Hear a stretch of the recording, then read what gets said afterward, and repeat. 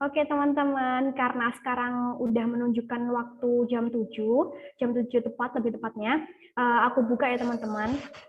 Oke, Assalamualaikum warahmatullahi wabarakatuh. Perkenalkan Waalaikumsalam. semuanya. Oke, selamat malam semuanya. Selamat datang di kelas belajar bareng yang dipersembahkan oleh Pinter Bareng. Kenalin, namaku Vivi. Di sini akan sebagai moderator yang akan menemani teman-teman semuanya untuk memulai belajar biologi materi anatomi tumbuhan.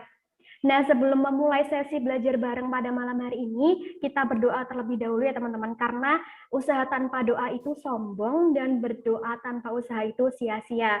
Nah, untuk teman-teman berdoa dipersilahkan.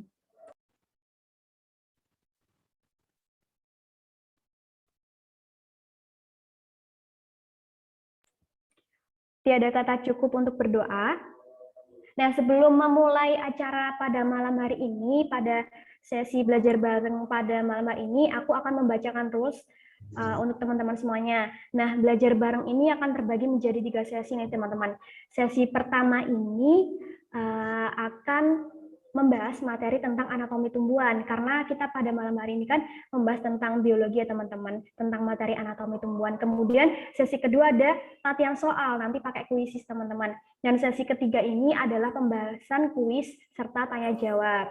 Nah, untuk teman-teman yang ingin menggunakan 2 device pada saat sesi kuis, dipersilahkan banget karena untuk kuisis nanti, main kuisis nanti.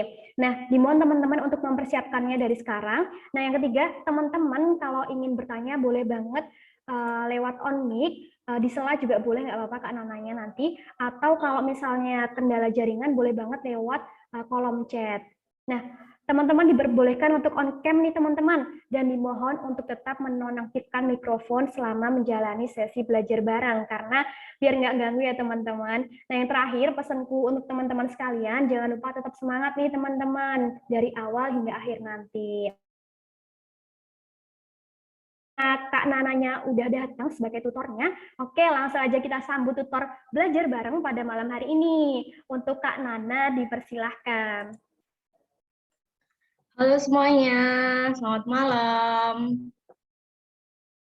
Selamat malam, Kak. Malam. Malam, Kak. Malam, Kak. Malam, Kak.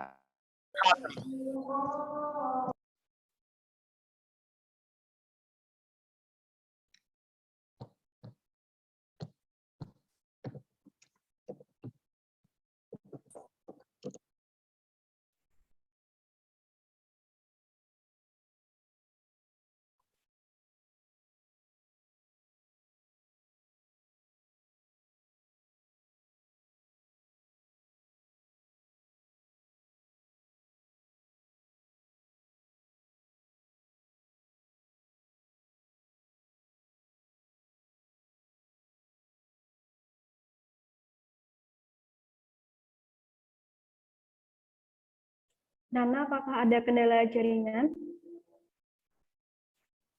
Oh, nggak ada, oke. Aku perkenalan dulu ya. Oke, boleh. Oke.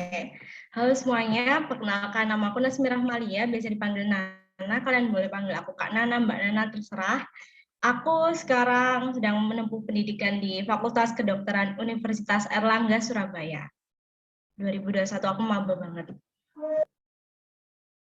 Maba banget nih teman-teman, dari FK UNER 2021. Oke. Nah, biar waktunya lebih efektif nih teman-teman, boleh banget Kak Nana langsung aja nih share screen untuk share materinya tentang anatomi tumbuhan pada malam hari ini. Silakan Kak Nana. Oke, aku izin share screen ya. Oke, apa udah kelihatan? Udah, Kak. Oke. Langsung aku mulai aja Kak Vivi. Boleh silahkan. Oke. Jadi di malam ini kita bakalan bahas mengenai anatomi tumbuhan. Anatomi tumbuhan ini merupakan salah satu. Jadi aku harap kalian bisa memahami dengan baik apa yang aku sampaikan nanti dan nggak ngantuk ya, tentunya tetap fokus sampai selesainya pembahasan materi. Oke. Langsung aja, overview dari anatomi tumbuhan ini, kita malam ini belajar apa aja sih? Pertama, kita bakalan belajar sitologi. Sitologi itu membahas tentang fungsi sel yang ada di tumbuhan, khususnya vakuola dan kloroplas. Harusnya ini plastida ya, lebih general. Terus selanjutnya kita akan membahas mengenai histologi. Histologi itu membahas tentang jaringan. Ada 2 jaringan yang kita bahas malam ini, ada jaringan meristem dan jaringan dewasa. Jaringan meristem ini nanti dibagi menjadi 3, ada promeristem, meristem primer, dan meristem sekunder. Kalau yang jaringan dewasa kita bakalan bahas jaringan pelindung, jaringan dasar, jaringan pengangkut, dan jaringan sekretori. Nah, untuk si organologi ini yang membahas organ-organ tumbuhan kayak akar, batang, dan bunga, mungkin nggak akan kita bahas pada malam ini, mungkin di pertemuan selanjutnya karena terbatasnya waktu. Oke, langsung aja ya. Di sini ada struktur dari vakuola dan kloroplas. Oke, plastida. Apa sih plastida itu? Plastida adalah organel terkait membran ganda yang terlibat dalam sintesis dan penyimpanan makanan. Umumnya ditemukan di dalam sel tumbuhan fotosintesis. Nah, di sini ada salah satu contoh plastida, ada kloroplas. Nah, plastida ada etioplas, kromoplas, leukoplas. Kalian nggak perlu ngafalin semua, karena yang biasanya keluar itu cuma biasanya amiloplas, leukoplas, dan kloroplas. Nah, di sini kita akan bahas tentang fungsinya dari kloroplas. Kloroplas ini mengandung pigmen hijau alias klorofil yang biasa berfungsi di fotosintesis. Lalu yang selanjutnya aku akan bahas itu di leukoplas. Leukoplas ini biasanya berfungsi saat sintesis asam lemak dan asam amino. Lalu amiloplas, dia fungsinya untuk penyimpanan pati dan gula. Selanjutnya, boleh nyelat dikit nggak? Kalau ini kan teman-teman ada yang bilangnya masih nge-lag nih video Nana, boleh di off cam gitu. Oke. Oke, makasih Nana. Wait. Bentar, bingung. Oke. Gimana? Suaraku udah kedengeran jelas belum? Udah jelas. Oke, aku ulangi lagi ya. Aku akan balik bahas tentang plastida.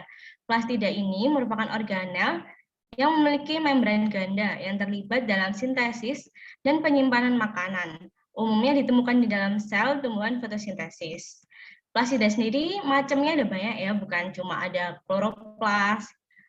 Bisa kita lihat di gambar, ada banyak banget macamnya. Tapi kalian nggak perlu ngafalin semuanya, karena yang paling keluar cuma amiloplas, leukoplas, kloroplas. Nah, untuk fungsi dari leukoplas sendiri, dia fungsinya untuk mensintetis asam lemak dan asam amino. Lalu selanjutnya ada amiloplas, dia fungsinya untuk penyimpanan dari pati dan gula. Lalu selanjutnya ada kloroplas, dia mengandung pigmen hijau atau klorofil, dia biasa berfungsi di fotosintesis.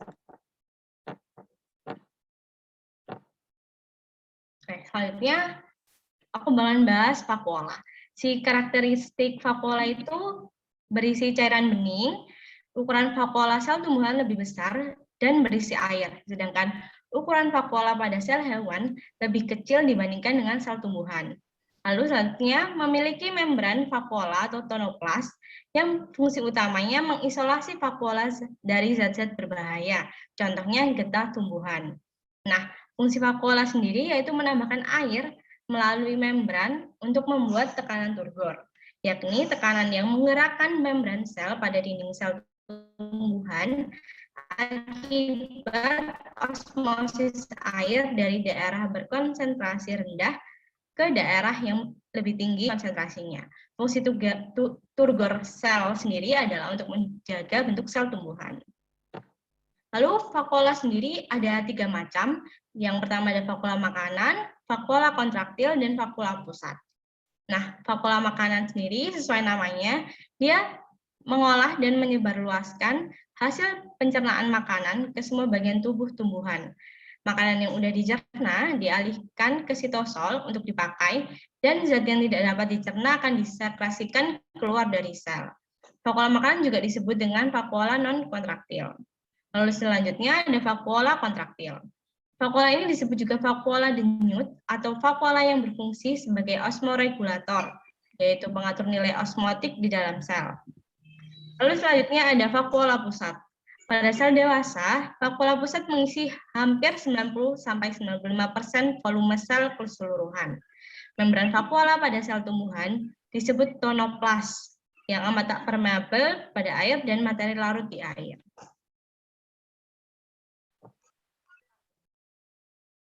Lalu selanjutnya kita akan masuk ke histologi. Kita akan bahas mengenai jaringan. Ya, jaringan pertama yang akan kita bahas adalah jaringan meristem. Jaringan meristem merupakan jaringan yang sel-selnya akan membelah, yang dapat berdiferensiasi menjadi jaringan lainnya ketika dewasa. Nah, meristem ini dibagi lagi berdasarkan asal-usulnya dan juga berdasarkan letaknya.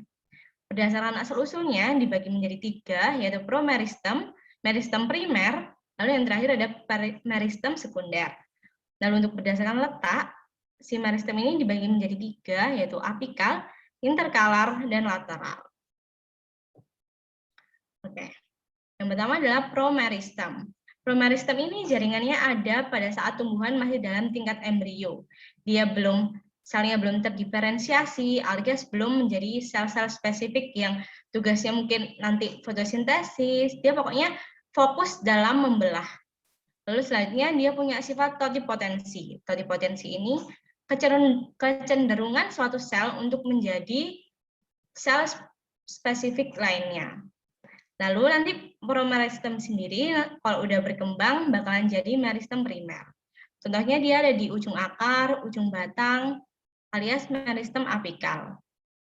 Lalu selanjutnya ada jaringan meristem sekunder. Dia berasal dari aku akan bahas jaringan meristem primer dulu. Jaringan meristem primer, dia berkembang dari promeristem, alias dari pertumbuhan embrio. Nah, dia ini sudah terdiferensiasi sebagian. Lalu dia akan membentuk jaringan primer. Nah, di sini dari protoderm dia akan jadi epidermis primer, dari proclambium dia akan jadi xilem primer dan phloem primer. Lalu dari meristem dasar menjadi jaringan dasar primer. Ini nggak akan aku bahas sekarang, melainkan aku akan bahas di organologi nanti mungkin saat membahas akar, batang, kayak gitu ya. Lalu selanjutnya ada jaringan meristem sekunder. Berasal dari jaringan dewasa dan selanjutnya berubah menjadi meristematis. Contohnya ada cambium gabus dan cambium vaskuler. Sebelum kita pindah ke jaringan dewasa, aku bakalan bahas sedikit perbedaan meristem primer dan sekunder. Nah, pertumbuhan primer dan sekunder. Jadi pertumbuhan primer sendiri hanya dilalui oleh tumbuhan monokotil. Sedangkan untuk pertumbuhan sekunder bisa dialami oleh tumbuhan dikotil dan gimnospermae. Nah, pengaruhnya pertumbuhan primer ini pada tumbuhan yaitu pengaruh pada tinggi dan panjang. Kalau misalkan pertumbuhan sekunder, dia pengaruh ke lebar tumbuhan. Nah, sebabnya dari pertumbuhan primer ini karena adanya aktivitas jaringan meristem apikal yang ada di ujung akar dan ujung batang. Jadi dia bisa jadi panjang gitu ya, tinggi. Lalu sebab dari pertumbuhan sekunder sendiri adanya aktivitas jaringan meristem lateral. Nah, pada monokotil pelebaran batang disebabkan oleh aktivitas jaringan parenkim antara tepi dan stele. Nah, di sini ada teori titik tumbuh. Sebenarnya ini di UTBK mungkin nggak bakalan keluar ya, tapi sering keluar di ujian-ujian sekolah gitu, jadi ada baiknya buat paham ya. Yang pertama ada teori sel apikal, dicetuskan oleh Hofmeister dan Nageli. Si Hofmeister dan Nageli ini menyatakan bahwa tidak ada perbedaan khusus pada asal-usul jaringan apikal pada pucuk tumbuhan, karena seluruh sel pada pucuk batang berawal dari satu sel tunggal. Jadi satu sel tunggal di embrio nanti itu Maksud dia bakalan berdiferensiasi sehingga bisa menjadi tanaman utuh. Yang kedua ada teori histogen yang dicetuskan oleh Johannes Ludwig Emil Robert von Einstein. Dia menyatakan bahwa ada sejenis stratifikasi atau pengelompokan. Keadaan yang bertingkat-tingkat seperti pada kata strata sosial pada ujung batang tumbuhan angiospermae.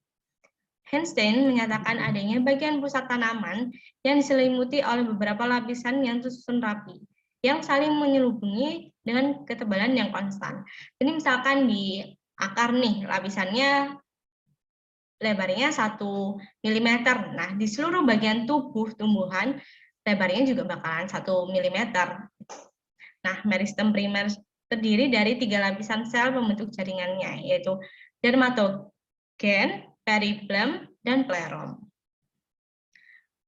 Nah, selanjutnya yang terakhir ada teori tunica corpus yang dicetuskan oleh Smith. Dia menyatakan bahwa sebagai kelanjutan dari konsep yang dikemukakan Einstein, Buddha dan para muridnya mengembangkan teori tunica corpus. Berbeda dengan Einstein yang mengemukakan 3 lapisan, Buddha hanya mengemukakan 2 lapisan jaringan dalam teorinya, yaitu tunika yang terdiri dari 1 atau lapisan sel yang menyelimuti korpus atau jaringan pusat. Jadi tunika ini ada letaknya di bagian lebih dalam tumbuhan yang bakalan berdiferensiasi sebagai epidermis dan stel. Lalu di luar yang menyelimuti tunika ada yang namanya korpus. Dia akan menjadi stel juga. Lalu meristem ini dibagi menjadi 3 ya berdasarkan letaknya. Mungkin kalian udah familiar banget ya tentang meristem apikal, lateral, dan interkalar. Nah, meristem apikal ini nama lainnya adalah meristem ujung, di mana dia menginisiasi pertumbuhan primer atau tinggi tumbuhan. Dia letaknya ada di ujung akar dan ujung batang. Lalu selanjutnya ada meristem lateral atau meristem samping. Dia menginisiasi pertumbuhan sekunder alias pelebaran ke samping. Dia letaknya ada di kambium. Lalu yang terakhir ada meristem interkalar, meristem antara atau internodus. Nah, dia ini letaknya di antara meristem primer di ruas batang. Oke, sebelum kita pindah ke jaringan dewasa, aku pengen bahas sedikit dulu tentang perbedaan jaringan meristem dan jaringan dewasa. Nah, bisa kalian lihat, jaringan meristem itu jaringan yang aktif membelah, sedangkan jaringan dewasa udah nggak membelah lagi, udah tidak aktif membelah. Nah, jaringan meristem ini belum terdiferensiasi, sedangkan jaringan dewasa sudah terdiferensiasi. Bentar ya, kucingku meong-meong. Oke, nah.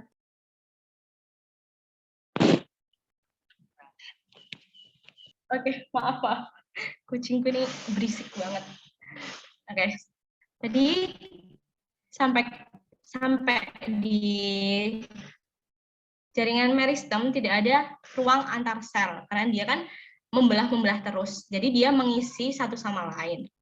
Kalau di jaringan dewasa ini dia udah ada ruang antar sel. Nah, kemudian selanjutnya sel-sel di meristem ini memiliki dinding sel yang tipis karena kan kita tahu meristem itu akan terus membelah ya. Jadi dia butuh dinding sel yang tipis untuk memudahkan dia untuk membelah. Lalu untuk jaringan dewasa, dinding selnya mengalami penebalan. Lalu untuk jaringan meristem, sel-selnya hidup, sedangkan jaringan dewasa ada 2, ada yang memiliki sel yang masih hidup atau disebut dengan jaringan parenkim. Ini ada tipe dikit ya, sel hidup contohnya kolenkim, sedangkan sel mati ada sklerenkim. Nah, perbedaan jaringan meristem dan jaringan dewasa ini bisa kita lihat dari ukuran selnya. Kalau di meristem itu ukuran selnya kecil, di jaringan dewasa ukurannya selnya besar. Nah, di jaringan meristem ini nukleusnya besar, sedangkan di jaringan dewasa nukleusnya kecil. Nah, di jaringan meristem ini, organel vakuola dan plastidanya belum berkembang, karena seperti yang aku sebutin tadi, jaringan meristem itu fokusnya masih membelah, jadi dia itu nggak ada fungsi sama sekali buat fotosintesis. Kalau jaringan dewasa, dia udah punya organel vakuola dan plastida yang udah berkembang. Nah, jaringan dewasa. Jaringan dewasa ini dibagi jadi 4. Yang pertama ada pelindung, kemudian jaringan dasar, jaringan pengangkut kayak xilem phloem, dan jaringan sekretori. Ciri dan karakteristiknya yaitu seperti tidak adanya kegiatan pembelahan sel, alias sel-selnya udah tidak bisa membelah. Lalu, ukuran sel-selnya lebih besar dari sel meristematik. Kemudian bentuknya tetap, dan terdapat kemudian sitoplasma dan vakuolanya besar.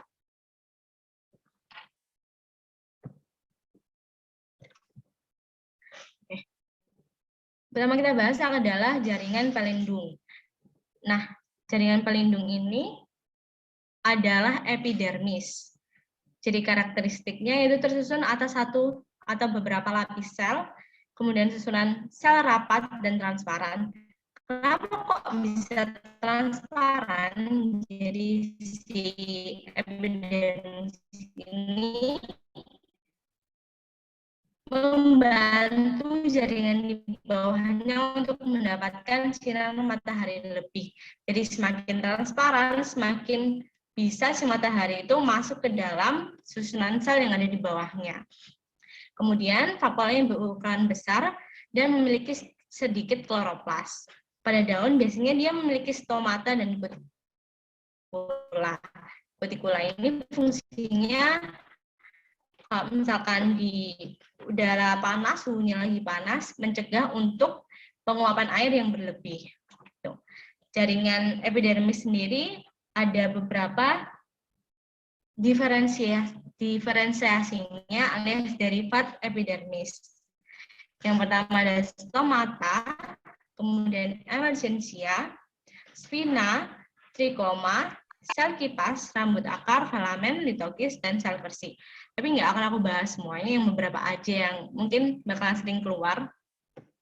Jadi yang pertama stomata, nah pada fotosintesis. Kemudian yang kedua, regulasi pergerakan air dalam tumbuhan melalui transpirasi. Nah, di sini bisa dilihat ya, struktur dari stomata. Ada guard cell alias sel penjaga, kemudian ada sel tetangga. Nah, si sel tetangga ini fungsinya membantu kerja sel penjaga dalam mengatur pembukaan dan lebar celah daun untuk proses respirasi.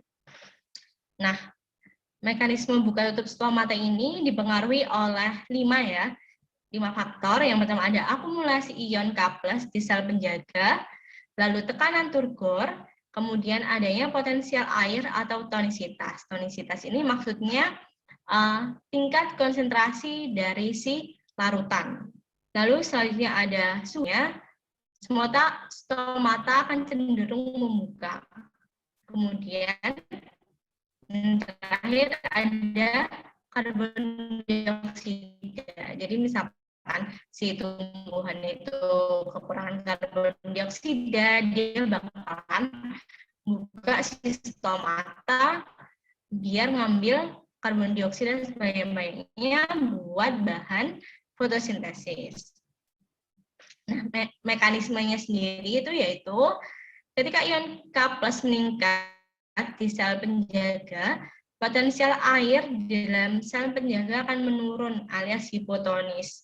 Lalu air masuk ke sel penjaga, sel turgid. Sel turgid ini maksudnya si air ke segala dinding sel dari stomata. Selanjutnya, pertukaran gas pada batang melalui stomata hanya terjadi pada saat tumbuhan masih muda dan belum mengalami pertumbuhan sekunder. Nah, kalau misalkan tumbuhan ini udah mengalami pertumbuhan sekunder, si epidermis ini bakalan diganti sama jaringan yang namanya periderm. Nah, di periderm ini nantinya ada lentisel yang menggantikan fungsi stomata. Nah, bentuk sel penjaga sendiri untuk dikotil dan monokotil itu berbeda ya. Untuk tumbuhan dikotil, dia bentuknya seperti ginjal. Nah, kalau di monokotil bentuknya seperti barbel. Kelihatan ya? Ini kayak kekecilan banget fotonya. Nah, susunan stomata di dikotil dan monokotil itu juga berbeda. Dikotil tersebar, sedangkan monokotil susunannya teratur. Nah, selanjutnya ada dari epidermis. Selanjutnya ada trikoma. Nah, si trikoma ini bentuknya tuh kayak rambut-rambut halus banget, kayak bukan kayak rambut akar ya, tapi lebih kayak serabut halus di bagian luar batang atau daun. Nah, fungsinya ini dia mengurangi laju transpirasi karena dia memerangkap uap air. Kemudian trikoma ini juga hewan herbivora. Lalu selanjutnya ada rambut akar, seperti yang banyak kita ketahui ya, fungsinya penyerapan air dan mineral. Lalu selanjutnya ada duri palsu dan duri sejati. Nah, duri palsu ini disebutnya emergensia, sedangkan duri sejati ini dibagi menjadi dua lagi, yaitu spina dan thorn. Nah, fungsinya ini dia sebagai proteksi dari hewan herbivora. Nah, ada perbedaannya nih. Si emergensia ini disebut duri palsu karena dia mudah dilepas, sedangkan spina sebagai duri sejati dia susah untuk dilepas. Si emergensia ini biasanya berasal dari tonjolan silinder pusat atau stel. Kalau misalkan spina berasal dari modifikasi epidermis. Nah, emergensia ini tidak mengandung jaringan pembuluh, makanya dia mudah dilepas.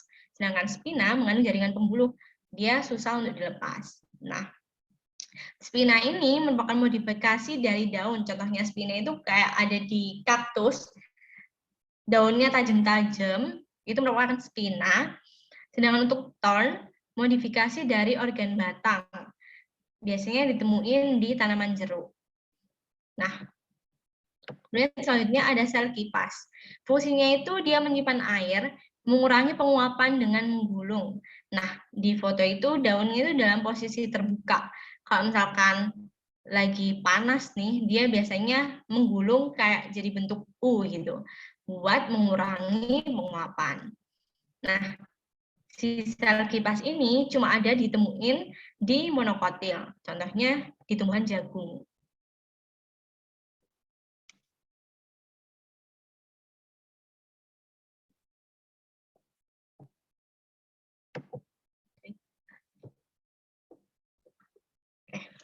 Selanjutnya kita bakalan bahas jaringan dasar. Si jaringan dasar ini dibagi jadi dua, yaitu jaringan pengisi dan jaringan penyokong. Jaringan pengisi ini disebut dengan parenkim. Nah, jaringan pengisi itu apa sih? Maksudnya jaringan yang memenuhi hampir seluruh bagian tumbuhan. Jadi dia bakalan ditemuin di mana aja di bagian tumbuhan, pokoknya ada parenkim. Nah, ciri-cirinya yaitu selnya masih hidup, nukleusnya terlihat besar. Nukleus besar ini karena kan dia juga perlu untuk membelah ya, jadi nukleus besar itu diperlukan. Nah, kemudian ada vakuolanya juga berukuran besar, sitoplasmanya padat, dinding selnya tipis. Karena dia masih aktif membelah, jadi dia butuh dinding sel yang tipis. Kemudian si parenkim ini selnya tersusun renggang, kemudian dapat kembali bersifat meristematis. Nah, parenkim ini seperti yang aku sebutin tadi, dia banyak banget ada di bagian tumbuhan mana aja. Contohnya di akar, dia ada di dalam korteks, sedangkan di batang, dia ada di bagian empulur. Kemudian di daun mesofil, daun yang memiliki banyak kloroplas. Kemudian di mahkota bunga, vakuola mengandung banyak antosianin, dan di buah dan biji dia fungsinya menyimpan cadangan makanan. Kemudian kita akan move into jaringan penyokong alias kolenkim dan sklerenkim. Nah, tapi sebelumnya kita akan bahas pembagian parenkim dulu karena parenkim ini juga dibagi berdasarkan bentuk sel penyusun dan berdasarkan penyusun dia ada sel yang berbentuk bintang alias namanya actinenkim. Dia bentuknya kayak bintang gitu, fungsinya menyimpan udara. Nah, selanjutnya ada jaringan palisade dan jaringan bunga karang yang berfungsi pada fotosintesis. Lalu ada yang terakhir bentuk sel lipatan, dia banyak mengandung kloroplas. Kemudian berdasarkan fungsinya, si parenkim ini dibagi menjadi 6. Ada asimilasi atau namanya disebut juga sklerenchyme, yang fungsinya untuk pembuatan zat makanan alias fotosintesis. Lalu selanjutnya ada parenkim penimbun. Dia sesuai namanya, dia biasanya menimbun cadangan makanan.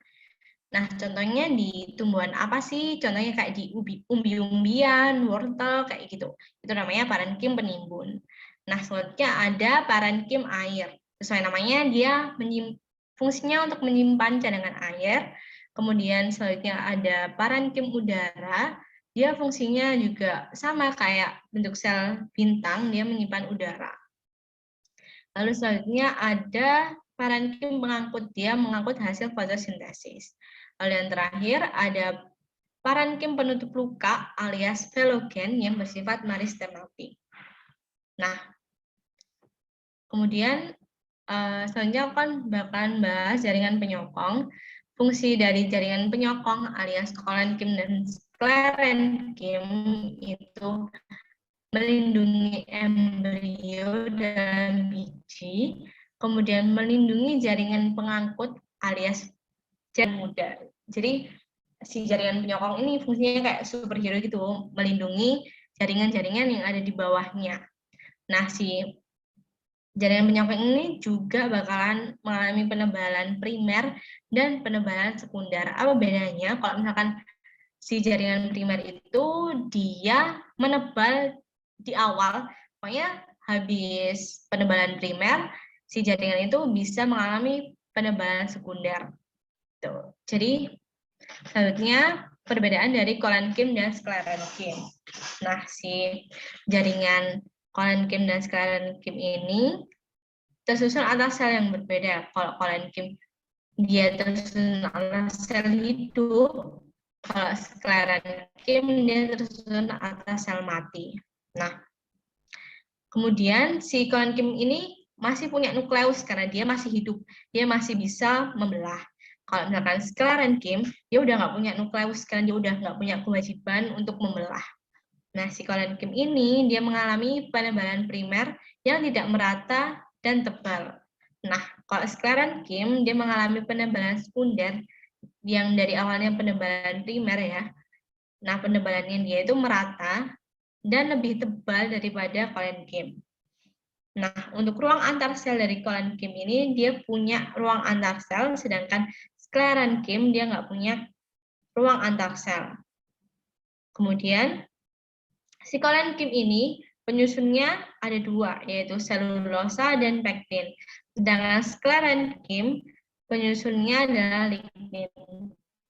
For information, si lignin ini dia lebih kuat gitu loh, penyusunnya, strukturnya lebih kuat. Nah, selanjutnya aku bakal bahas sifat dari kolenkim, yaitu dia bentuknya kuat, kaku, dan fleksibel. Sedangkan sklerenchyme dia kuat, kaku, dan keras karena pengaruh dari lignin tadi. Nah, untuk kolenkim sendiri letaknya di organ-organ yang muda, contohnya kayak di batang seledi, dia kan kayak meleot gitu kan. Nah, di situ ada jaringan kolenkim. Nah, untuk sklerenchyme dia ada di organ dewasa. Contohnya batang berkayu, kulit biji atau buah, kulit biji buah kelapa itu kan keras banget. Itu karena adanya jaringan sklerenchyme. Nah, kemudian ada di tulang daun juga.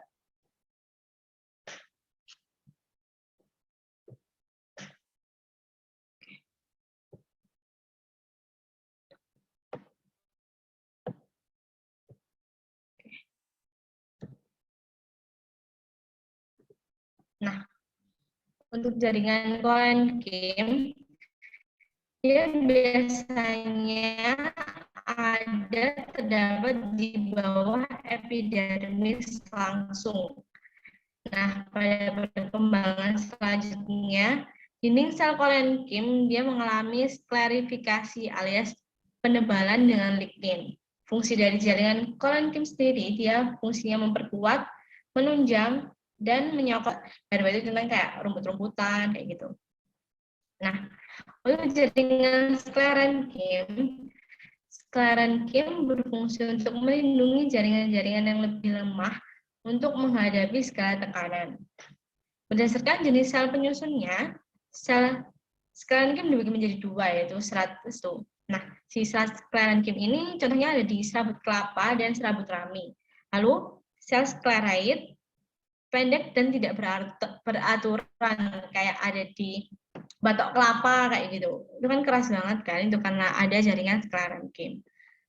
Selanjutnya ada jaringan pengangkut. Nah, jaringan pengangkut ini contohnya ada xilem dan phloem. Dia ditemukan di tumbuhan paku, gymnospermae dan angiospermae.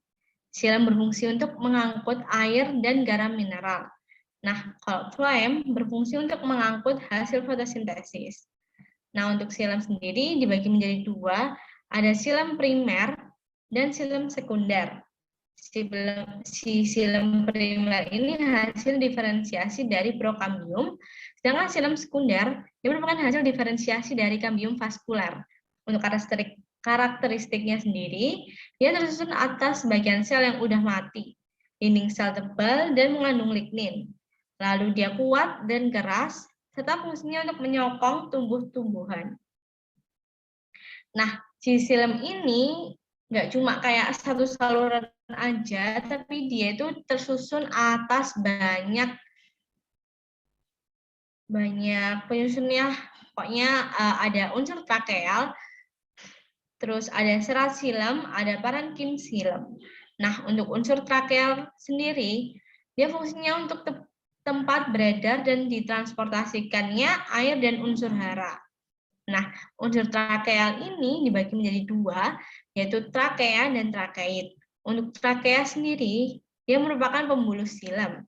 Nah, persamaannya dari trakea dan trakeit ini, dia tersusun atas sel mati, dinding sel yang terlignifikasi, dan kedap air. Lalu kemudian terdapat pit. Pit ini fungsinya buat jalur dari bergeraknya air yang sudah terlignifikasi. Kemudian ada serat xilem. Nah, serat xilem ini fungsinya menyokong tumbuh-tumbuhan. Tersusun atas sel yang sudah mati. Sel-selnya panjang dan dindingnya mengalami penebalan.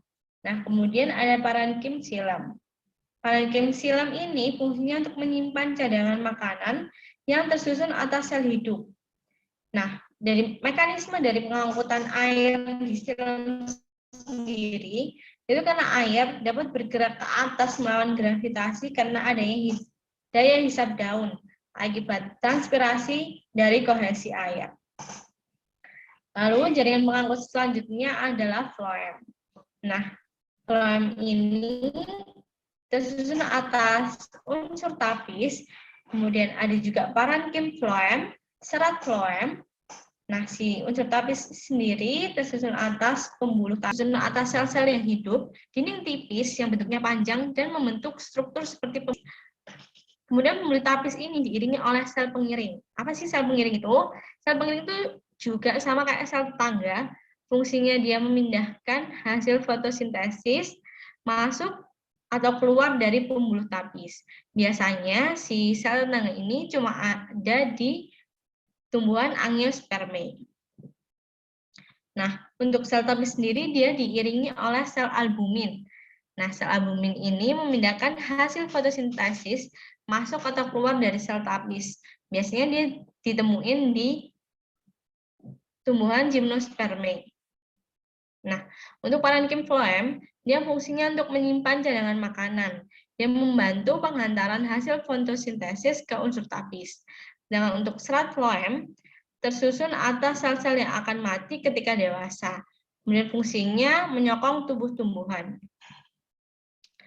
Lalu jaringan yang terakhir ada jaringan sekretori. Fungsinya dia menghasilkan sekret alias metabolit sekunder. Contohnya ada tanin, terpen, dan resin. Bahkan kita bahas di slide selanjutnya. Berdasarkan posisi jaringan sekretori ada dua, yaitu berada di eksternal dan internal.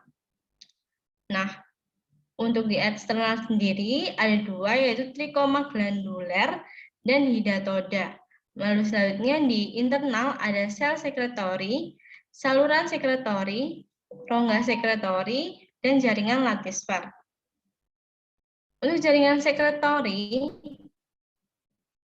yang pertama ada trikoma glandular. Fungsinya dia penghasil essential oil. Contohnya ada di lavender dan peppermint. Lalu kemudian ada rambut sengat. Dia fungsinya melawan misalkan ada pemakan tumbuhan herbivora gitu ya. Dia fungsinya menyengat dan membuat si lawan ini mati rasa. Ada di tumbuhan Curtica ferox. Nah, kemudian ada digestive glands.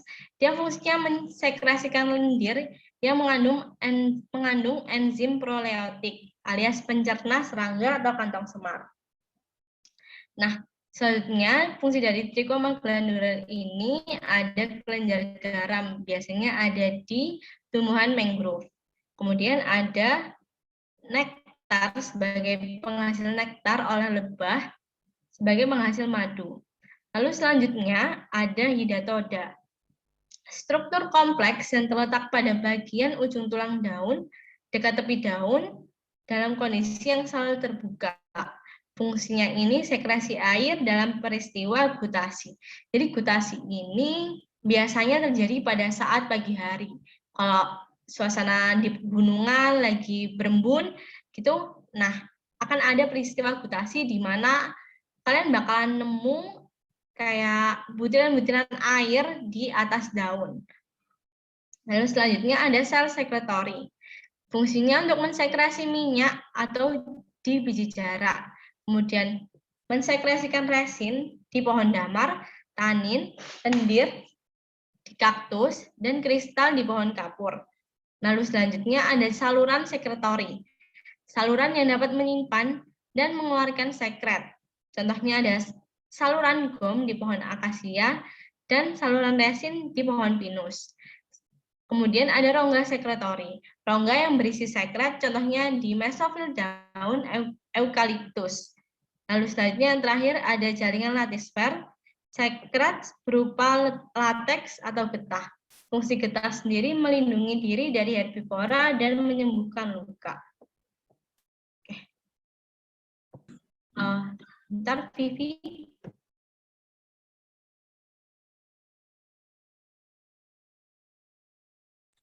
Oke, Kak Nana.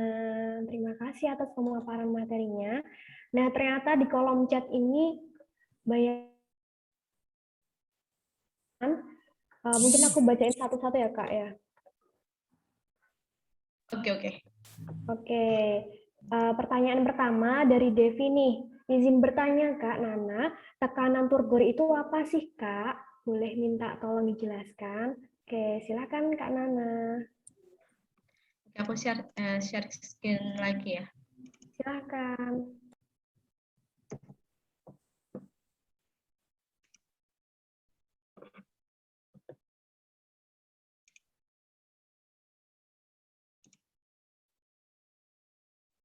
Di Pakuala ya tadi.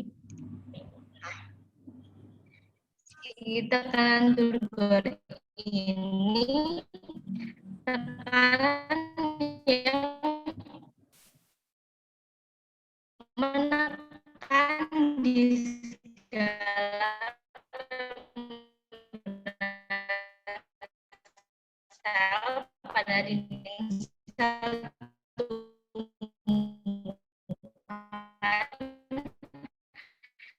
akibat masuknya air dari luar. Misalkan contohnya ya lagi mekanisme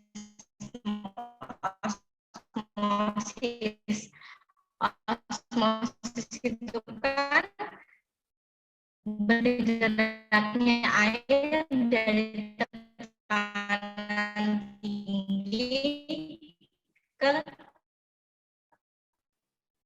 tekanan yang rendah. Semisal tekanan tinggi itu di luar. Oke, ternyata Kak Nana kelempar nih teman-teman. Ya, mohon maaf ya teman-teman, ternyata Kak Nananya kelempar dari room. Kita tunggu sebentar dulu karena emang ini hari ini tuh ada kendala jaringan ya teman-teman, ada perbaikan jaringan gitulah. Oke, teman-teman mau ditunggu dulu ya teman-teman. Nanti bakal minta diulangin lagi. Oke, aku kontak Kak Nananya dulu untuk kembali join.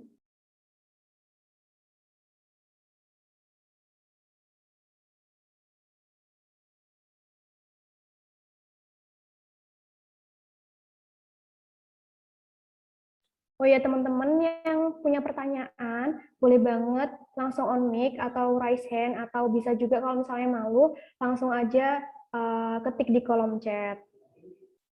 Oke, Kak Nananya udah join nih teman-teman, tapi belum join audio nih sepertinya.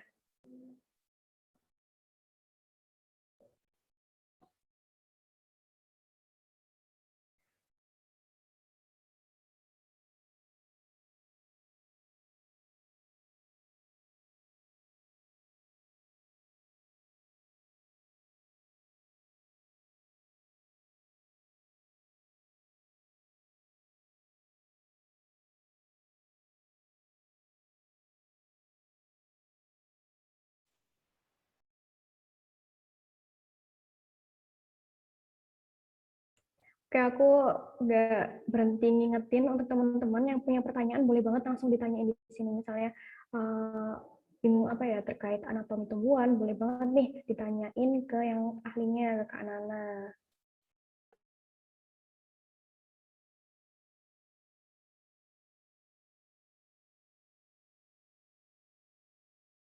Oke, kita tunggu dulu ya teman-teman. Karena ini Kak Nananya lagi kendala jaringan. Mohon dimaklumi ya teman-teman, karena emang kalau online kendalanya memang seperti ini.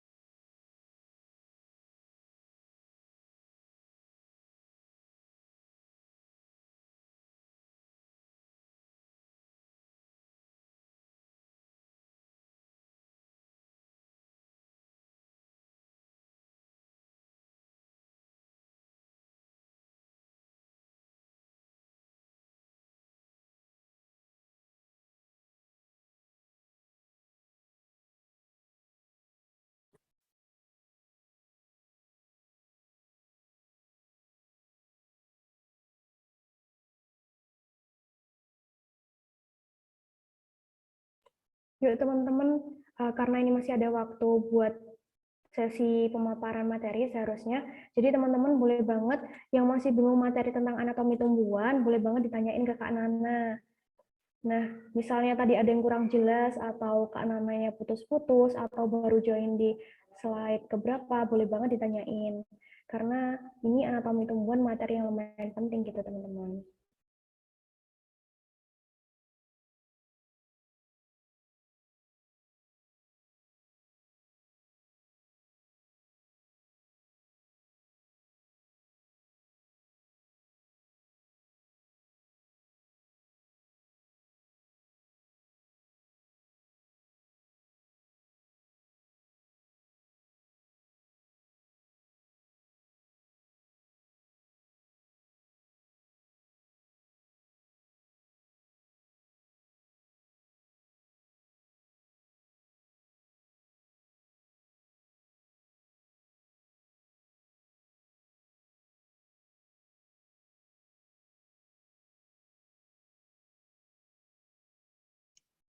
Halo, halo.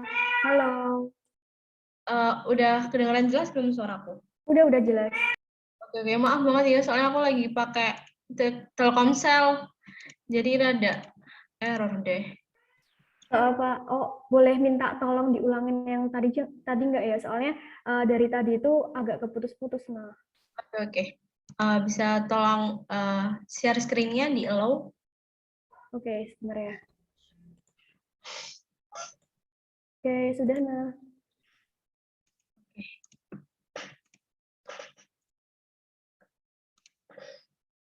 Nah, jadi pertanyaannya mengenai turgor ya. Apa itu tekanan turgor? Iya, tekanan turgor. Jadi, misal ada sel tumbuhan nih, konsentrasi di dalam sel tumbuhannya itu dia tinggi, sedangkan konsentrasi di luar sel tumbuhan itu rendah. Nah, air yang ada di luar sel tumbuhan bakalan masuk mengisi ruang di dalam sel tumbuhan. Nah, si air kan masuk nih, masuk, bikin si vakuolanya ini penuh akan air. Nah, vakuola yang penuh sesek dengan air ini, dia bakalan menekan ke segala dinding sel. Si air ini nekan ke segala arah dinding sel yang menyebabkan si sel ini mengalami turgid. Nah, tekanan air ke segala arah dinding sel ini namanya tekanan turgor. Nah, tekanan turgor ini nantinya yang membuat stomata terbuka. Kan dia sesek gitu ya. Nah, gimana caranya kayak lebih loose gitu. Jadi dia membuka si stomata gitu. Apakah udah menjawab? Siapa tadi? Oke, Devi, apakah sudah menjawab? Sudah, Kak. Terima kasih banyak, Kak. Oke. Makasih banyak atas pertanyaannya. Selanjutnya. Oke, ada pertanyaan lagi nih, Kak. Dari Maria. Kak Nana, boleh nggak diberikan contoh meristem apikal, lateral, dan interkalar itu seperti apa? Agar lebih mudah untuk membedakannya, gitu Kak Nana. Silakan. Oke, baik. Terima kasih atas pertanyaannya. Contoh letak si apikal, lateral, dan interkalar ya.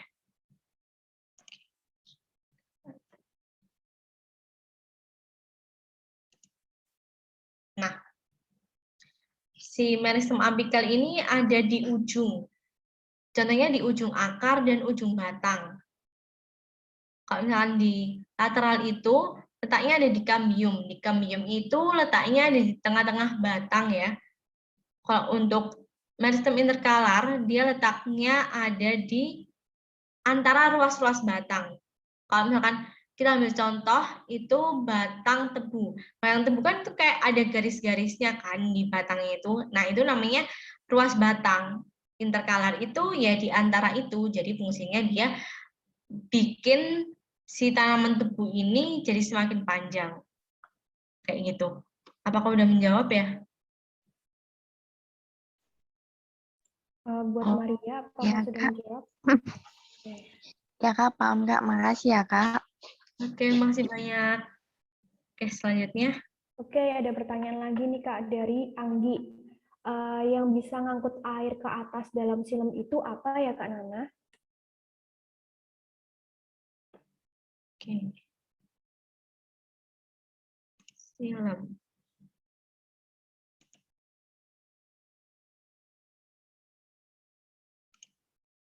Nah, untuk di silem sendiri air dapat naik ke atas itu karena adanya daya hisap daun akibat transpirasi dari koherensi air. Jadi daya hisap daun dan transpirasi ini maksudnya hilangnya uap air dari permukaan tumbuhan. Nah, jadi semisal ya, kan si daun ini fungsinya banyak. Salah satunya,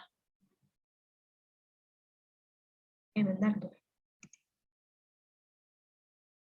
Oke.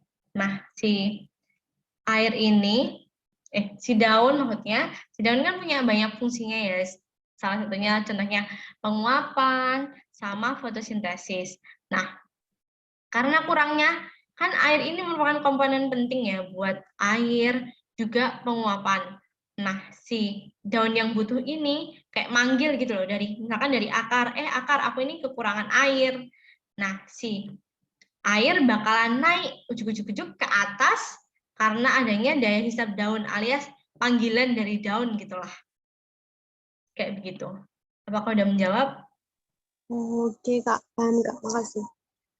Oke. Oke, ada pertanyaan lagi nih Kak Nana. Dari Arifa, mungkin bisa dijelaskan di vakuola pusat yang di bagian tonoplas. Nah, di tonoplas itu apa ya, Kak? Terima kasih. Oke.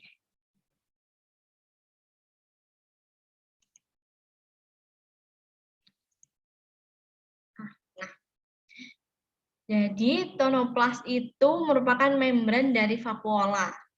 Si tonoplas ini yang menyelimuti si vakuola biar si vakuola ini nggak kemasukan zat-zat yang berbahaya, kayak contohnya getah tanaman, toksik, kayak gitu-gitu. Jadi tonoplas itu membran vakuola, membran yang menyelimuti vakuola, yang melindungi vakuola, gitu.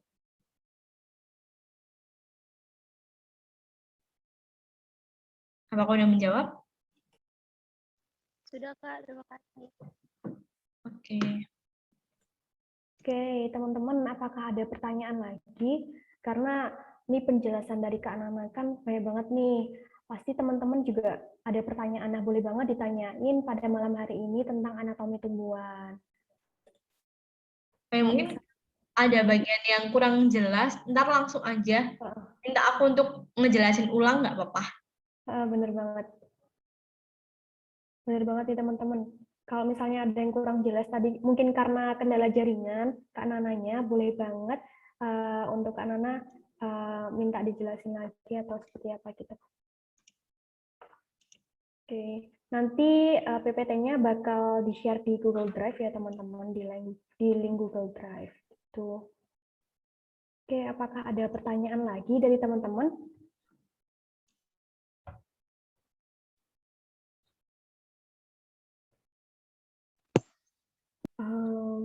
Aku tunggu ya teman-teman sampai 19.57 deh.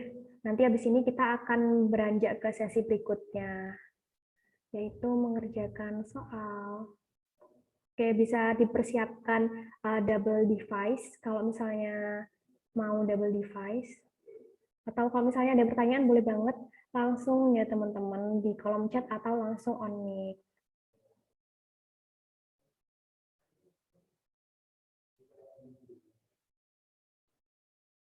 Oke.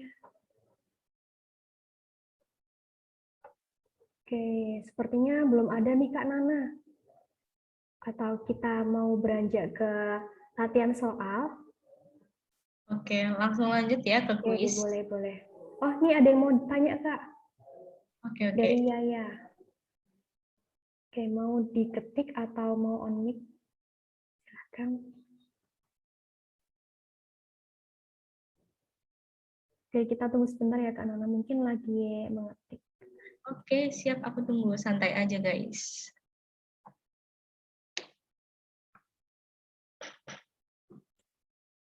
Oke, Yaya, tanya nih Kak Nana. Jaringan penyimpan air pada akar udara tanaman anggrek itu apa kalau boleh tahu? Tuh, boleh dijawab Kak Nana, silakan. Oke.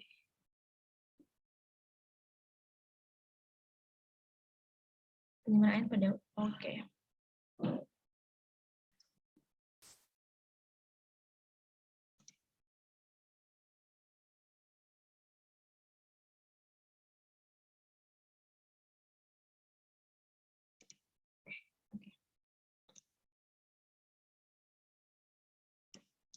Jaringan penyimpanan air pada akar udara tanaman anggrek itu apa?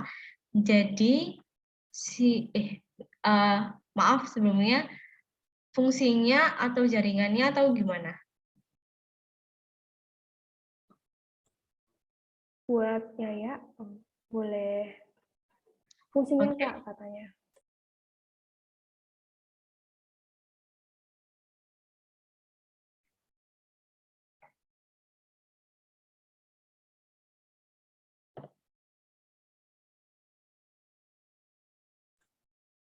Aku ulang pertanyaannya mungkin ya, Kak. Oke, jadi fungsi dari jaringan penyimpan air pada akar udara tanaman anggrek itu apa ya, Kak Nana?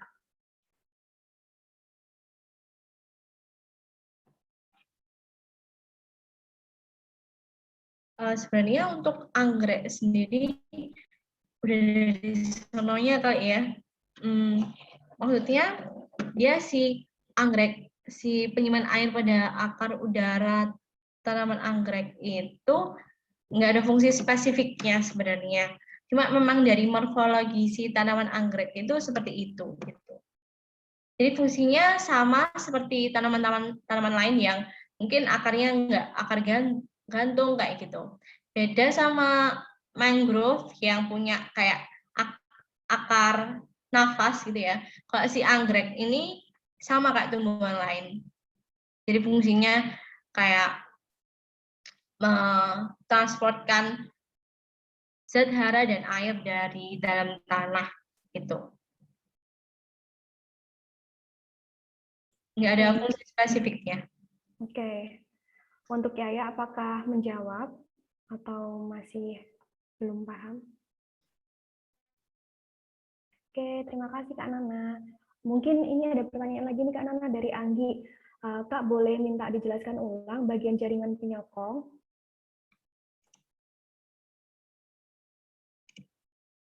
Oke. Jaringan penyokong ini fungsinya menyokong tubuh tumbuhan. Jadi tumbuhan itu bisa berdiri kokoh itu karena adanya si jaringan penyokong ini. Selain menyokong, si jaringan penyokong ini juga memiliki fungsi lain, yaitu melindungi embrio dalam biji, kayak di buah kelapa gitu misalkan ya, ada jaringan sklerenkimnya, terus ada melindungi jaringan pengangkut atau vaskular, kemudian melindungi organ muda. Nah, untuk perbedaannya sendiri dari jaringan kolenkim dan sklerenkim itu ada banyak ya. Di jaringan kolenkim ini sel-selnya itu hidup, sedangkan di sklerenkim selnya mati. Kemudian si nukleus dari kolenkim ini masih ada, sedangkan sklerenkim nggak ada. Kenapa bisa gitu? Karena si kolenkim ini kan selnya masih hidup ya, jadi dia butuh nukleus untuk tetap membelah.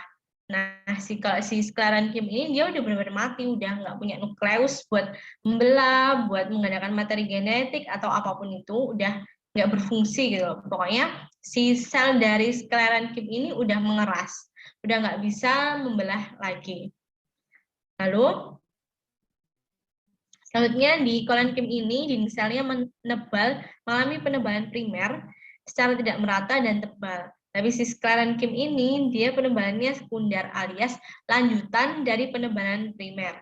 Jadi misalkan si tumbuhan itu dulunya masih penebalan primer ya, lebih muda gitu, penebalan primer. Nah, selanjutnya semakin tua dia bakalan menebal secara sekunder gitu, lanjutan dari penebalan primer. Nah, si penebalan sekunder ini dia merata dan si penyusunnya ini bakalan lebih tebal daripada kolenkim karena dia fungsinya untuk melindungi jaringan yang ada di bawahnya lagi gitu. Nah, untuk ruang antar sel di kolenkim dan sklerenkim ini, ruang antar sel di kolenkim itu ada, sedangkan di sklerenkim udah nggak ada, kayak udah benar-benar padat banget mengeras gitu. Kemudian ada perbedaan di jaringan penyusunnya. Si kolenkim ini jaringan penyusunnya masih selulosa dan pektin. Jadi selulosa ini kan biasa ditemuin di tumbuhan biasanya pada umumnya, gitu, nothing special. Kalau sedangkan di sklerenkim dia penyusunnya udah lignin, di mana si lignin itu yang berpengaruh pada keras enggaknya suatu batang gitu. Kita lihat di sifatnya ya, dia si kolenkim ini kuat, kaku, dan fleksibel karena dia kan disusun oleh selulosa dan pektin. Sedangkan di si sklerenkim dia sifatnya udah kuat, kaku, dan keras. Keras ini karena akibat dari si lignin ini. Lalu letaknya si kolenkim ini ada di bagian organ-organ muda. Terus contohnya kayak ada di batang seledri yang kayak enggak kokoh sama sekali, kayak melayot gitu ya.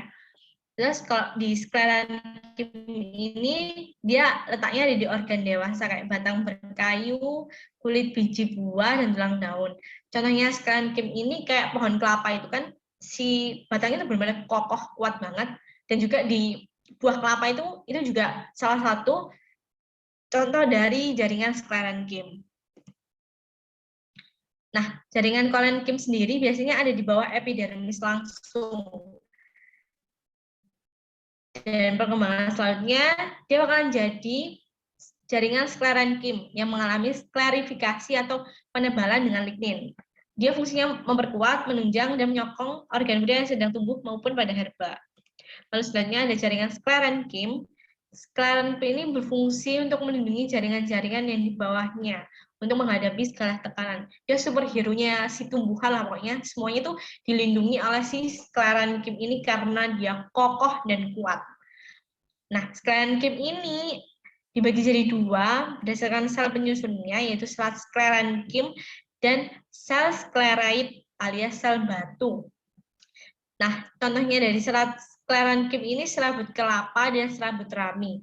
Sedangkan si sel skleroid sel batu ini bentuknya pendek dan nggak beraturan. Contohnya ada di batok kelapa. Oke. Udah? Gimana? Menjawab? Oke, apakah Mbak Jawab banget, Kak.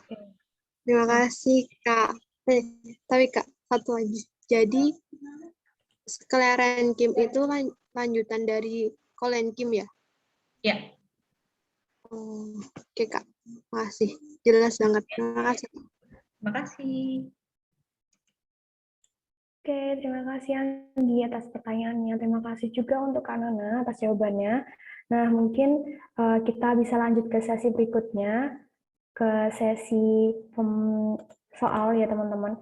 Nah, teman-teman boleh banget nyiapin double device karena kuisis ini kita bakal membutuhkan banget untuk dua device. Kalau misalnya nggak pakai dua device, nggak apa-apa sih, nanti di split screen gitu kalau yang pakai laptop. Oke, Kak Nana, silahkan. Oke. Aku share linknya di chat ya. Oke, boleh.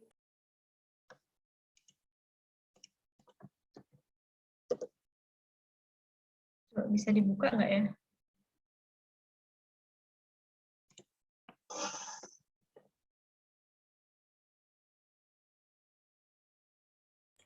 Oke, teman-teman, mohon konfirmasinya apakah linknya bisa dibuka?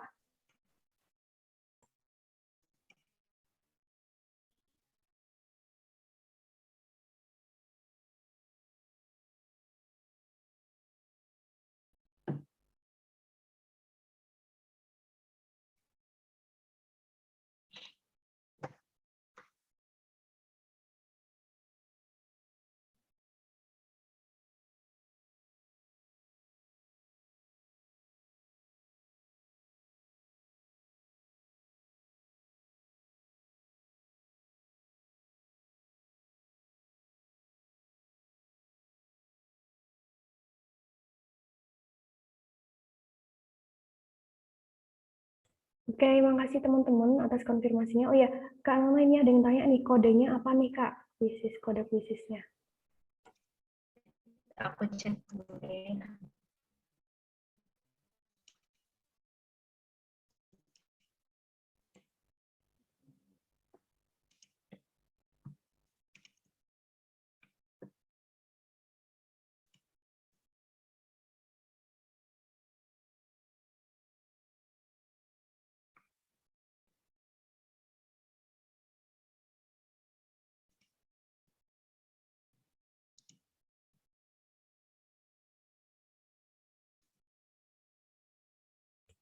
Nanti kita mulai mengerjakan soalnya jam 20:10 ya teman-teman.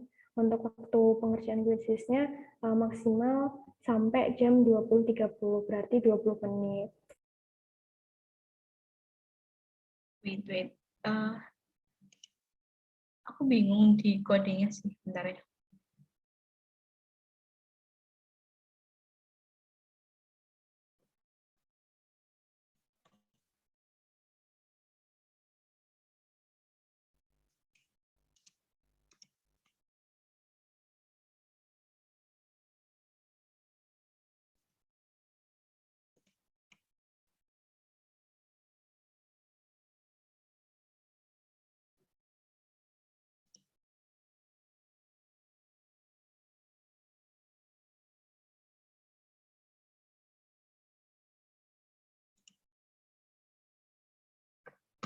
Izin konfirmasi Kak Nana, apakah di kuisisnya berarti ada 8 soal ya Kak total?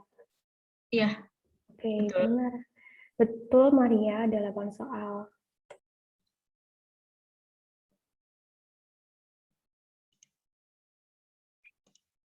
Apa masih butuh kode ya?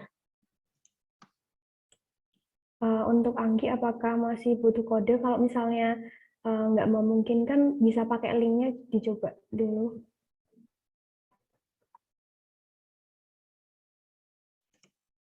Oh iya, karena ini udah jam 8.10, teman-teman boleh mulai mengerjakan soal ya, teman-teman. Nanti waktunya sampai jam 20.30. Oke, semangat teman-teman.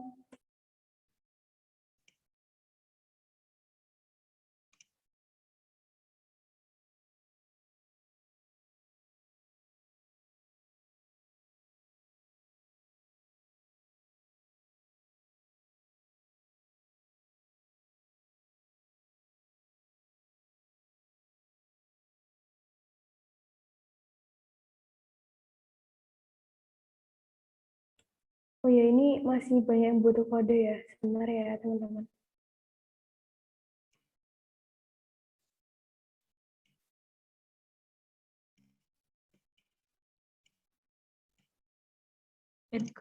Ada yang bisa bantu aku nggak?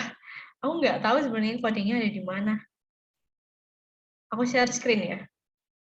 Ini aku dapat kodenya sih. Kodenya tuh 720503. Bentar ya, aku tulisin. 720.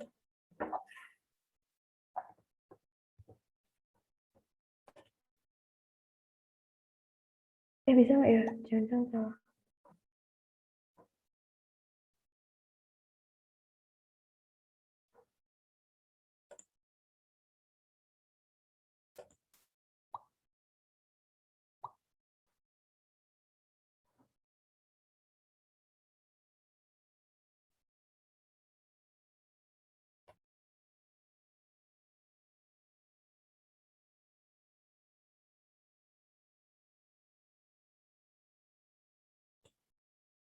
Oke.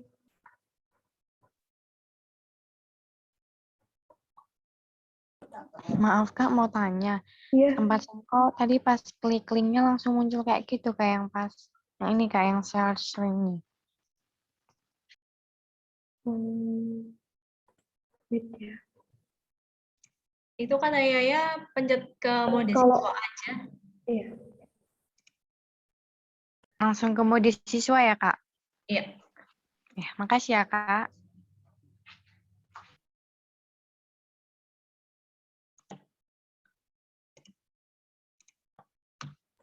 Ini apakah teman-teman ada yang mau join lagi? Soalnya ini di sini baru 6 yang join. Aku share screen mungkin ya.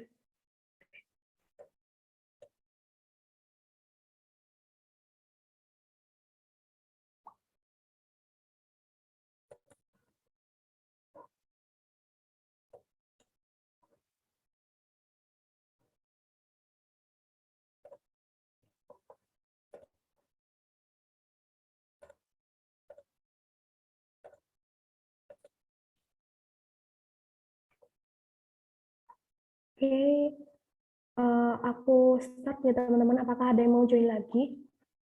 Oke, aku tunggu deh. Sampai 20.15. Kodenya ini.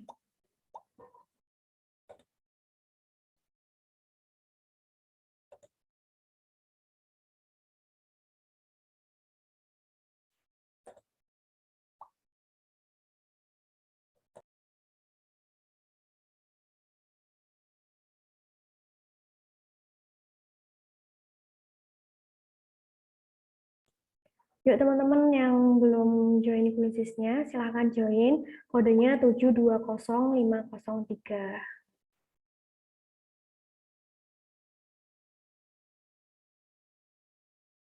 Oke, 1 menit lagi ya teman-teman. 20.15 aku mulai.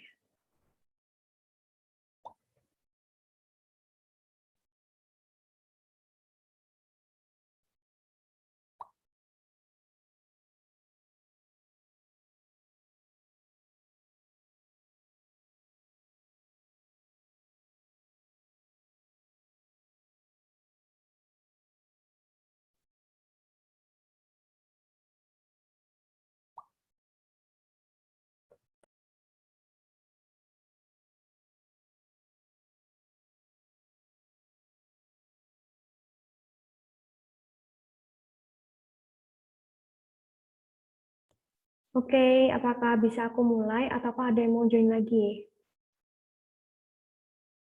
Oke, kalau nggak ada konfirmasi dari teman-teman, mungkin aku start aja ya teman-teman. Oke, selamat mengerjakan. 3, 2, 1.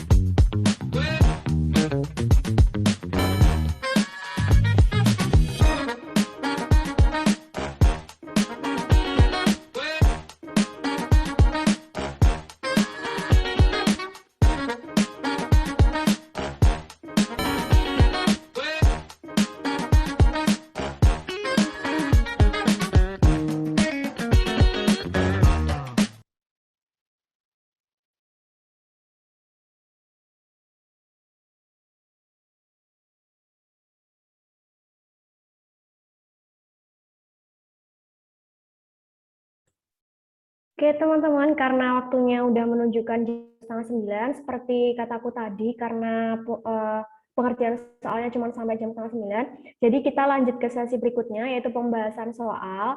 Nah, boleh banget nih teman-teman reaksi di kolom chat, kasih tahu nih ke aku bener berapa, pada salah berapa, pada bener berapa. Nah, boleh banget tulis di kolom chat pada bener berapa nih teman-teman. Aku pengen tahu nih, adakah yang benar semua?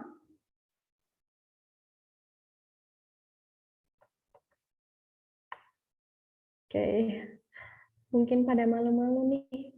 Sebenarnya banyak ya tadi yang benar semua, tapi pada malu-malu mungkin.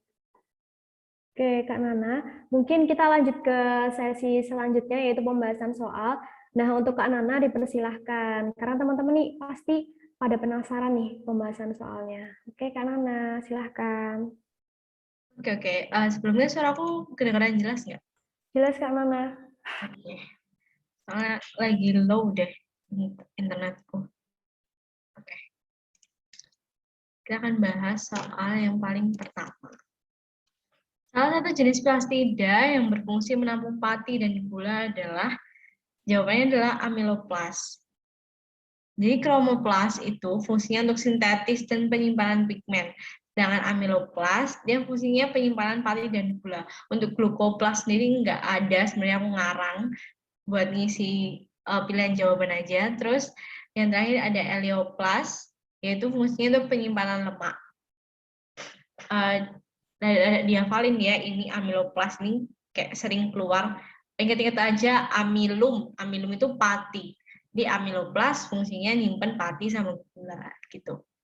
Oke, next ya.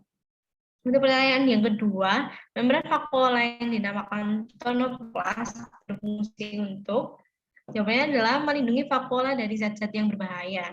Kayak yang udah tadi aku jelasin di sebelumnya, dia melindungi zat-zat berbahaya seperti getah tumbuhan dan toksik-toksik. Kayak gitu. Oke, selanjutnya. Fungsi dari turgor sel adalah, nah, udah aku jelasin tadi, fungsi si vakuola itu menambahkan air melalui membran untuk membuat tekanan turgor. Nah, si tekanan turgor ini kan fungsinya untuk membuka tutup stomata. Salah. Itu tekanan turgor yang di stomata ya. Ini tekanan turgor yang ada di vakuola.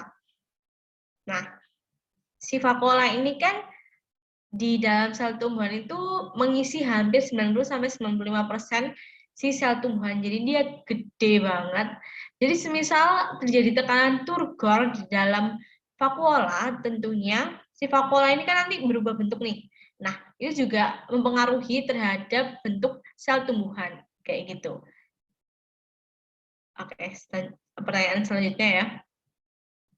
Suatu jaringan tumbuhan memiliki sifat-sifat, yaitu yang pertama tersusun dari jaringan dasar dan merupakan sel hidup, serta struktur morfologi yang bervariasi, masih dapat membelah dan berfungsi dalam pembentukan tunas. Oke, dari sifat-sifat yang pertama yaitu jaringan dasar.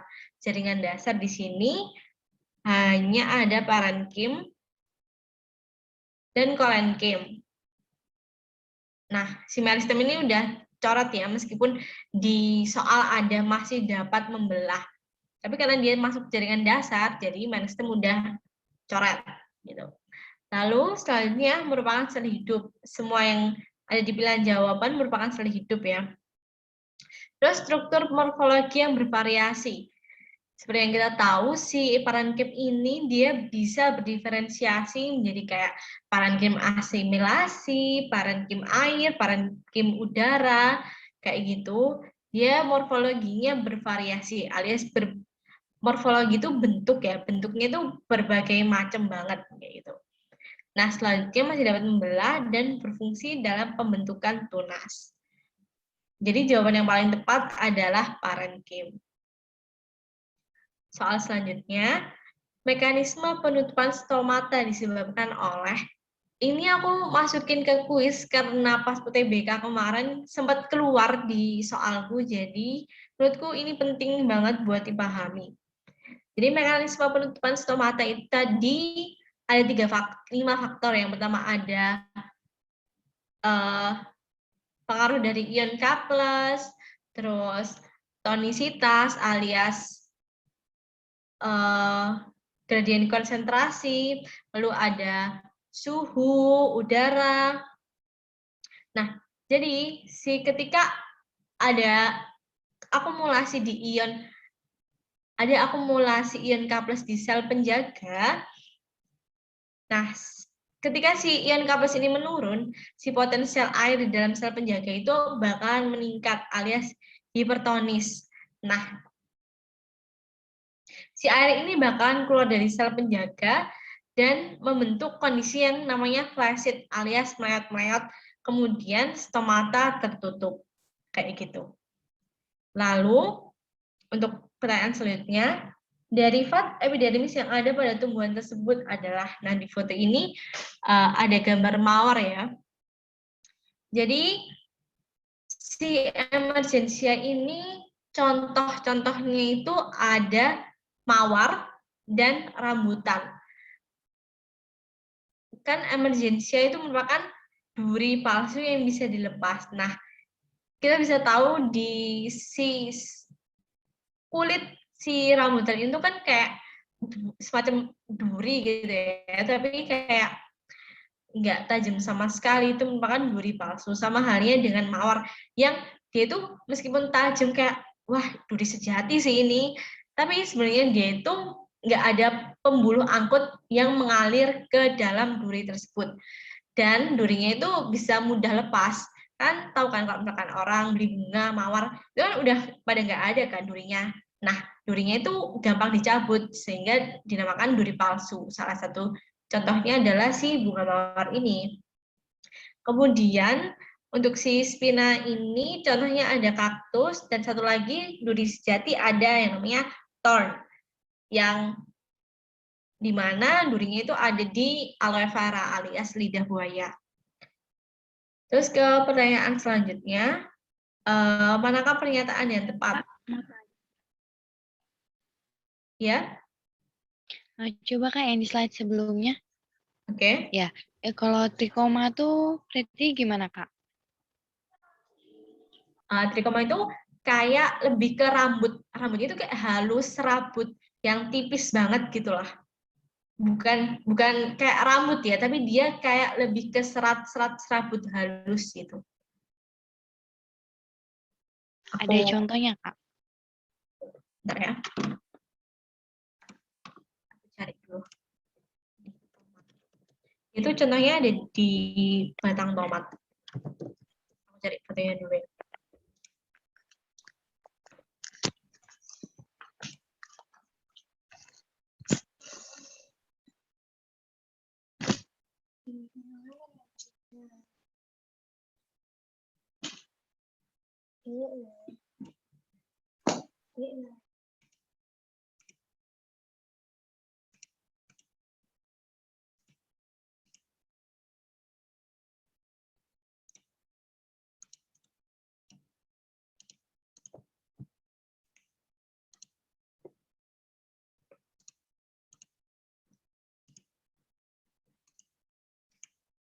Struggle bentar.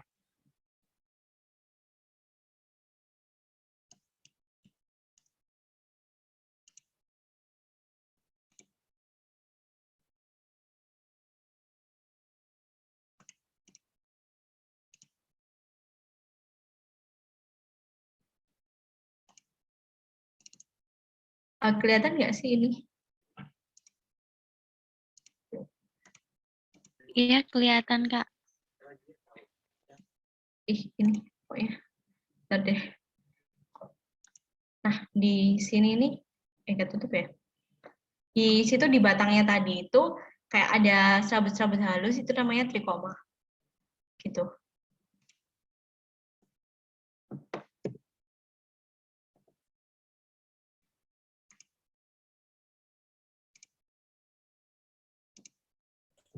Oke, buat Maria, apakah sudah menjawab? Ya sudah Kak, makasih ya Kak Nana. Oke, terima kasih atas pertanyaannya.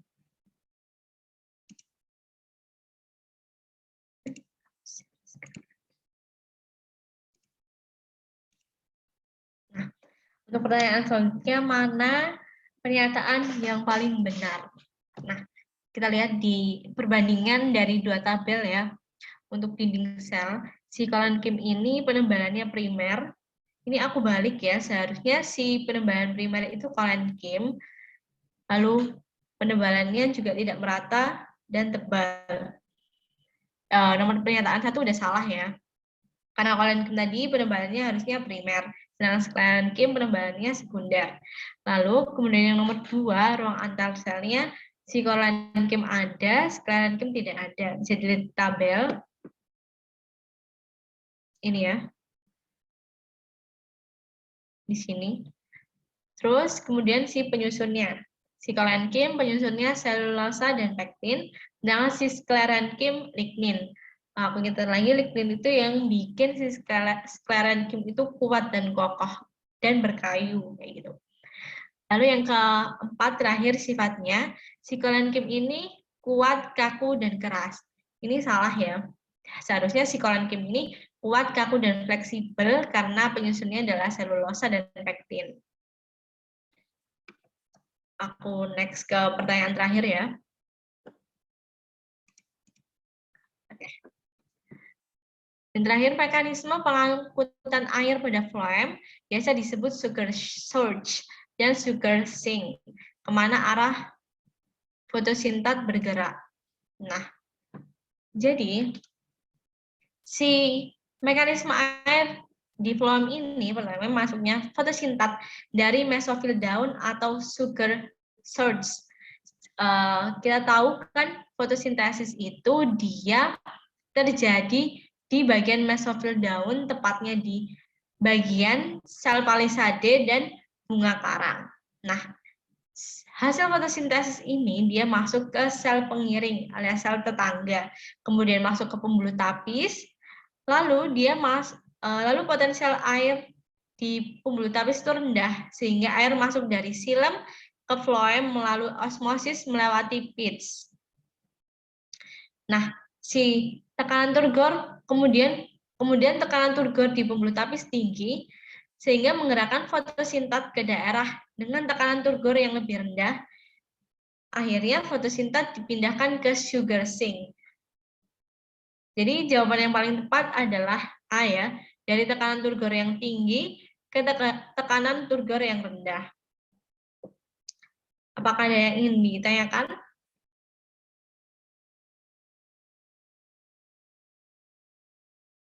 Oke, teman-teman, apakah ada yang mau ditanyakan? Boleh banget nih, karena waktunya masih ada. Dan kalau misalnya ada yang mau ditanyakan, boleh on mic atau ditulis di kolom chat.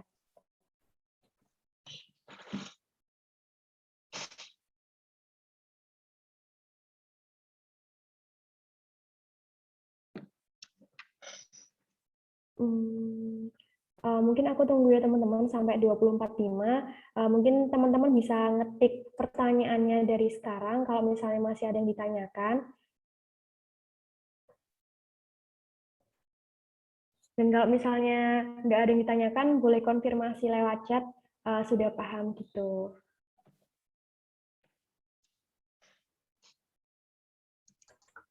Saya sudah tugas.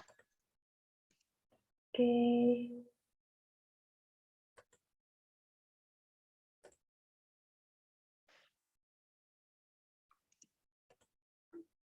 Oke, yang lain? Oke, sudah paham, Kak. Sudah paham, Kak. Oke. Oke, untuk saat ini masih bisa dipahami nih, Kak. Oke, terima kasih atas konfirmasinya. Teman-teman yang lain, apakah ada pertanyaan lagi?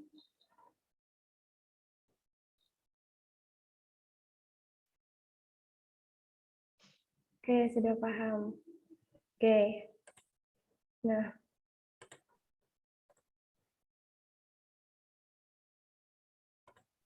insya Allah sudah oke. Untuk Kak Nana, boleh minta tolong ditampilkan slide terakhir? Oke. Silakan Kak Vivi. Oke, sebelumnya aku minta Kak Nana dulu untuk memberikan closing statement nih untuk sesi belajar bareng kali ini. Silahkan Kak Nana.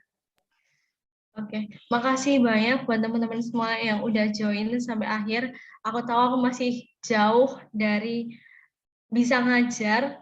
Maaf karena ini jujur pertama kalinya banget aku ngajar dan mungkin agak susah dipahami. Aku minta maaf untuk itu dan aku akan pastikan I'll be better next time. Dan juga kalau misalkan ada pertanyaan-pertanyaan tentang biologi atau bahkan tips atau gimana aku bisa masuk ke FK atau pertanyaan tentang gimana cara aku belajar, boleh banget bisa kontak aku. Nanti kontaknya ada tertera, bisa ke Twitter atau Instagram, silahkan. Semangat terus buat belajarnya, buat kejar ke PTN yang diimpikan. Kuncinya adalah konsisten belajar dan tetap jaga terus semangatnya. Udah Kak Vivi. Oke, terima kasih banyak Kak Nana atas closing statement-nya. Teman-teman jangan lupa tetap semangat ya.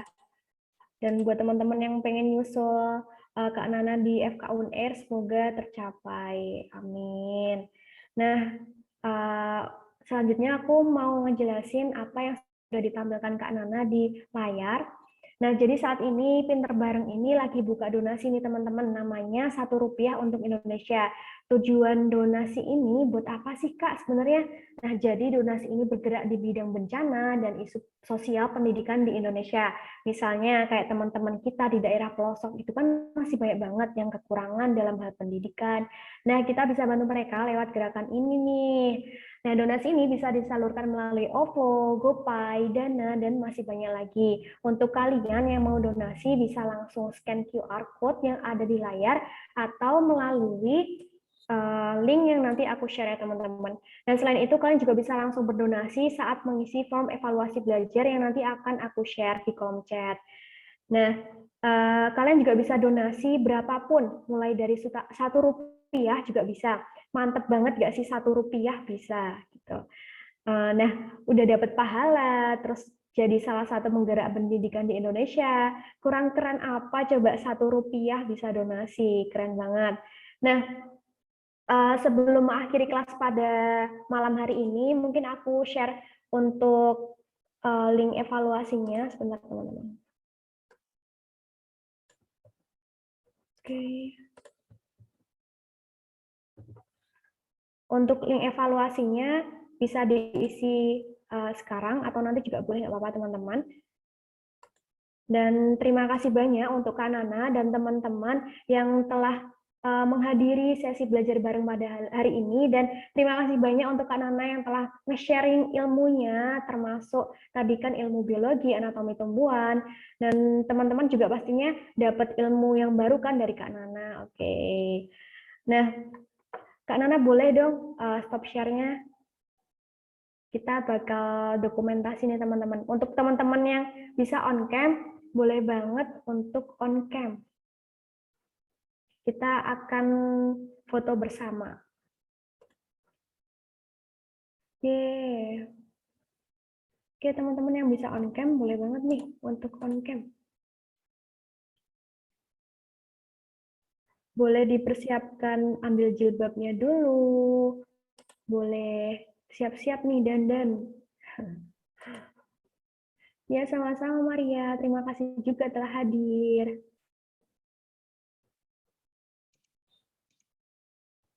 Ya, terima kasih. Oke, mungkin ini gak ada yang mau on cam ya teman-teman. Mungkin malu ya Kak Nana ya. Kita foto berdua aja deh yuk Kak. Oh, Oh ini ini ada Maria Maria nih. nih, ada Maria. Oke, ada Papa juga. Wah, namanya Vivi Papa. Oke. Oke, ada Anisha. Semuanya udah on cam. Yuk, yuk, yuk. Yuk, Yang yuk, lain on juga. cam yuk. Bentar aja. Iya, bentar aja nih. Yuk, gas, gas. Iya, sama-sama Renata. Yuk, ada lagi yang mau on cam? Aku tungguin sampai 20.50 nih. Kalau ada yang mau pakai jilbab dulu. Oke, nggak bisa Kak, gelap. Nggak apa-apa. Udah siap-siap tidur ya? Oke, Riri udah on cam nih. Yuk, teman-teman, yuk.